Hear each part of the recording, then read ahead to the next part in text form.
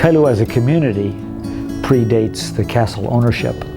Before 1904, parts of Kailua had been subdivided and sold by others. But Castle certainly was the steward and shepherd as the town developed and grew. Him driving around in his big Cadillac convertible with his dogs and his big 5-gallon hat. My dad used to say, "That's Hal Castle." He demanded about 110% of perfection in the work department. But he was really a very generous person, and he enjoyed life. To his family and friends, he was Hal. To his employees and associates, he was Mr. Castle, a respected and sometimes intimidating businessman whose Kaneohe Ranch Company owned nearly all of Kailua. To the community he cared so much about, he is today remembered as Harold KL Castle, a visionary and entrepreneur.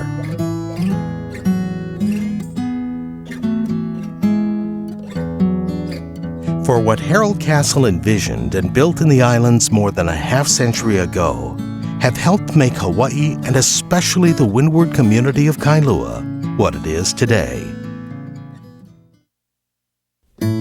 Born in 1886, Harold Kainalu Long Castle was descended from men who were enterprising businessmen in their own right.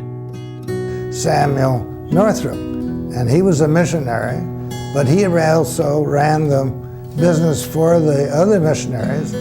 You used to hear the expression, the missionaries came to do good and did well. Well, it was the next generation did do well, but not the first generation.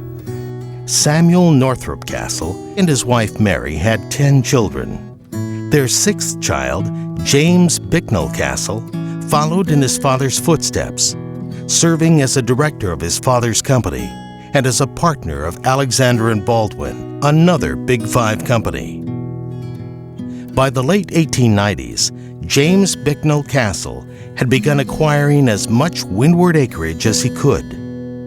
He had a lot of imagination.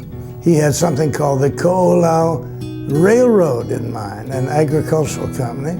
And his concept was to go from where Benjamin Dillingham and Walter had only gone as far as Kahuku around the island, and he wanted to join forces with them and go all the way to Waimanalo.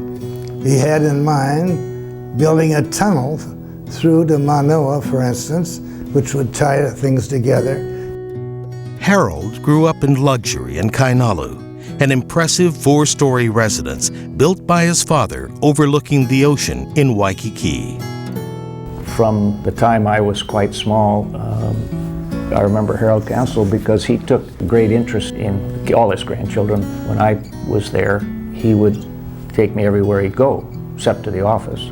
And every afternoon he'd go for a drive, and he always had a convertible, and he would take the dogs around Kailua and places and just talk to people and see what was going on. And so that was a lot of fun as a youngster. In the early 1900s, Kaneohe ranch lands were used for growing pineapple, processing sugar, and for cattle operations. When I was young, the cattle were around, and it was not a very successful business, but they came right up to the house up there, the pasture below. As a matter of fact, a bull came up the steps one day, ended up on the lanai right in front of the house, and that caused great consternation because they had to get the bull out of there before the bull literally came into the house. Harold Castle purchased the title to Kailua in 1917. The Kaneohe Ranch Company controlled nearly the entire Ko'olaupoko Plain, from the present Windward Community College, the piers at He'ia on Kaneohe Bay. James Bicknell instilled in Harold many of his ideas about business, but also the concept that land was very important. If you wanted to be successful, you should own land. And so over the years, Harold himself accumulated land, all of this that we see here, and held it. Helping Harold Castle implement his ambitious plans was Henry H. Wong. Henry started working at the ranch right out of high school as a stable and office boy, and over the next 50 years became ranch manager and vice president of the company. They respected each other very much. He was his right-hand man, so to speak. My husband Henry was very intuitive of Mr. Castle's thoughts, and he understood his ways of thinking. And you had to be very, very good in his mind if you were in the family, if you were going to come to work. And when I was working in Honolulu for the old bishop, was then First National Bank of Hawaii, he said, JB, when you become vice president of Standard Oil, you can come to work at Kaneohe Ranch. And I said, Hal, if I become vice president of Standard Oil, you can't afford me at Kaneohe Ranch.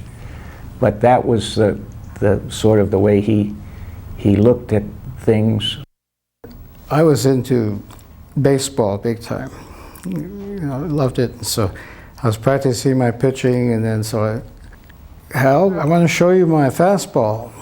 So he came out, and so I threw as hard as I could, my swiftest ball, and he looked at it and he says, you know what's important is where it goes, not how fast it goes.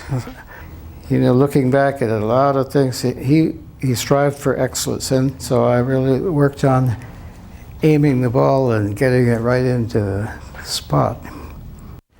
My first impression of Harold Castle was that he was his own man.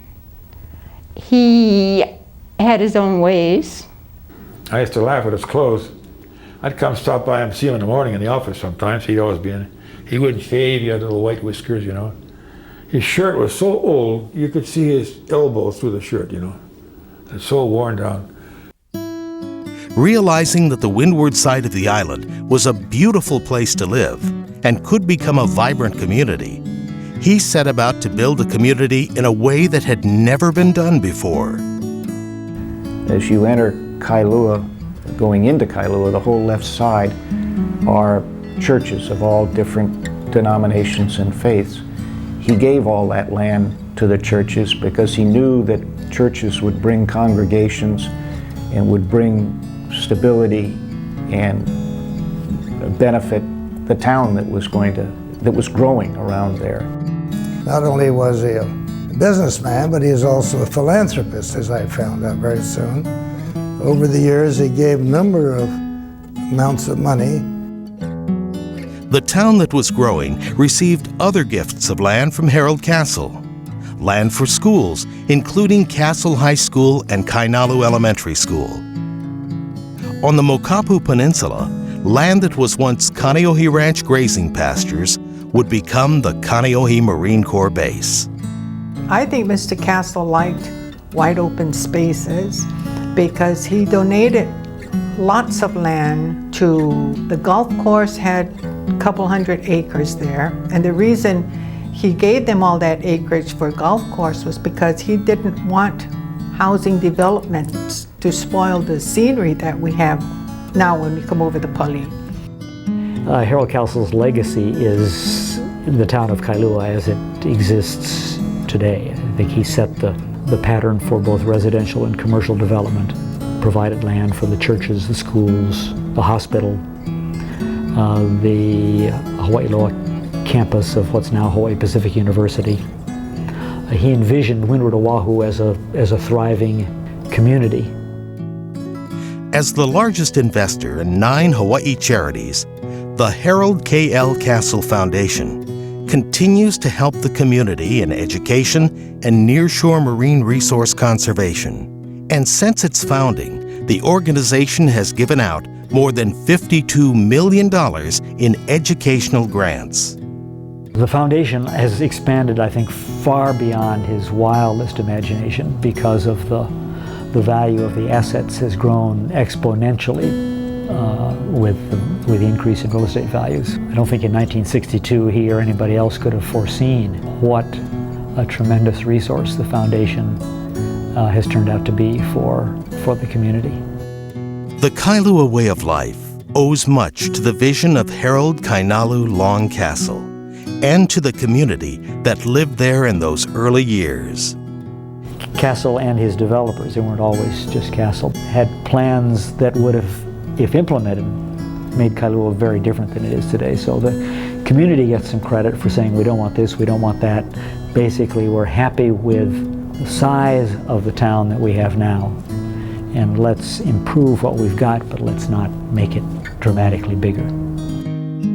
His love and respect for Hawaii and Hawaii's people, and for its future generations, will remain a powerful force for continuing a way of life that was and will continue to be something very special. One of the really nice things that I always liked about Kailua was one of the few towns that was really a town. A giant cul-de-sac. Basically, Kailua is the end of a dead-end street. And Kailua is a contained retail community. You can walk around it. It feels like a town. It has a town comfort to it. I'm very proud of Hal. I mean, it's a hard act to follow. You know, I mean, it's quite a legacy, and the accomplishments of those people are really something. You know.